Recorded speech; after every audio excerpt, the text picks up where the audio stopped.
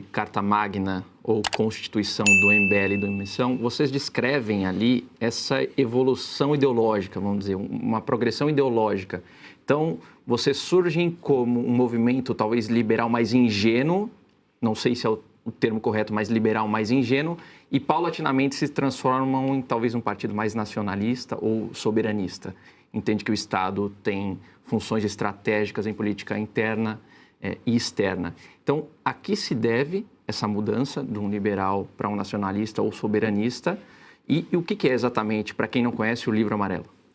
O Livro Amarelo, eu não sei se eu posso estender um pouquinho, porque esse tema é sensacional, tá? Ele veio de uma percepção que a gente teve em 2019, quando a gente brigou com o restante da direita, que a gente percebeu que até os autores que a gente comentava e as lideranças intelectuais da direita estavam num caminho que não necessariamente a gente concordava.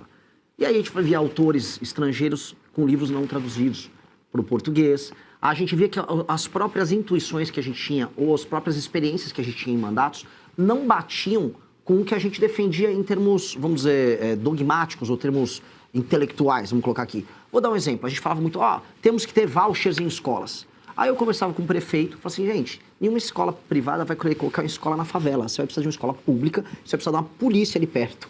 E aí a gente começa a olhar e fala assim, não, a teoria na prática é outra. E a gente começa a ver os problemas reais do Brasil que não se adaptam necessariamente a uma caixinha ideológica de uma doutrina que a gente defendia naquele período, que é uma doutrina muito americana. Vamos colocar aqui, um movimento liberal / libertário com um pendor conservador, algumas pessoas vão chamar de neocon. A gente falou, vamos fazer uma ruptura com isso, vamos criar uma direita essencialmente brasileira, que leia autores brasileiros e que leia vanguardas do que está acontecendo no mundo todo em termos de direita. Com base nisso, vamos criar as nossas propostas do Brasil? Vamos. E aí veio a discussão do Livro Amarelo, e a gente trouxe inúmeros jovens de áreas diferentes para criar grupos de trabalho e começar a pesquisar sobre isso e criar, primeiro, um grande diagnóstico e depois as propostas.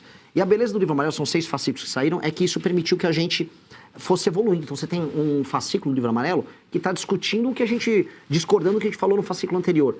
Porque depois ele vai ser transformado no Livro Amarelo, que pretende ser lançado agora em junho, que será, na verdade, minhas propostas de campanha para o Brasil, onde isso já é maturado, onde a gente participou de discussões, debates, né? Muitas lideranças nossas foram em debates na internet, em faculdades, discutir isso, e eu acho que aí matura para a gente ter uma proposta.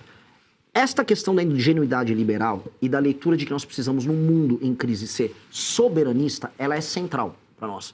Porque a gente tem que perceber, o mundo que permitiu que o Brasil fosse um país desarmado, que o Collor, lembra que ele soterrou lá a construção da bomba atômica comemorando o acordo internacional? Este mundo, que é o mundo da ordem liberal pós-45, não existe mais. A gente acreditou, as organizações internacionais, no pós-guerra um alinhamento ao bloco americano, depois ao fim da história caiu a União Soviética, fez o brasileiro achar que a gente vai manter um território gigantesco, com riquezas das mais diversas, numa boa, como se fosse a coisa mais natural do mundo, e que a ordem internacional ia garantir isso. Não vai. A Ucrânia foi invadida pela Rússia, o Oriente Médio está em guerra, a China quer retomar o comando sobre Taiwan, a América Latina começou a ser vista pelos Estados Unidos, como sempre esteve na doutrina deles, que é uma reserva de recursos estratégicos, da Groenlândia à Patagônia. E aí a própria China começou também a colocar, vamos dizer, suas asinhas de fora, e hoje a gente vive uma nova Guerra Fria, com polos, com focos muito quentes de guerra em todo o mundo. O Brasil, neste mundo, está desprotegido. E questões econômicas vão se mesclar com questões políticas. Logo, vale a pena... Antes eu falava, privatiza tudo, privatiza a Petrobras. Será? Será que a gente tem que privatizar a Petrobras? Eu vi um pré-candidato Zema falando que ele resolve questões fiscais privatizando a Petrobras. Não concordo com isso. O mundo que fala em terras raras, está falando em petróleo, com os Estados Unidos gerando guerra, que faz preço e pressão inflacionária nos adversários deles na área do petróleo, porque petróleo gera pressão inflacionária, no mundo desses ter e controlar suas próprias reservas de petróleo e ter as suas operações de refino, faz sentido, porque não é mais o mundo das fronteiras abertas do mundo pós-45, é um mundo cada vez mais em guerra. Então a economia e a política andam juntos. Então certa ingenuidade que a gente tinha, tem que ser colocada para trás. Até porque o primeiro a abandonar a ingenuidade, só para avisar todo mundo, são os Estados Unidos. Os Estados Unidos, o governo americano comprou agora com o Trump 10% da empresa americana de terras raras que comprou a mina lá em Goiás. Então, assim, eles mesmos se adaptam a esse jogo. Os Estados Unidos se adaptam e cabe a nós nos adaptarmos também para o mundo novo. Certas premissas liberais, o Estado enxuto, redução de impostos, diminuição, vamos dizer, do peso do Estado sobre quem trabalha e produz, leis simples e claras, combate a privilégios, óbvio.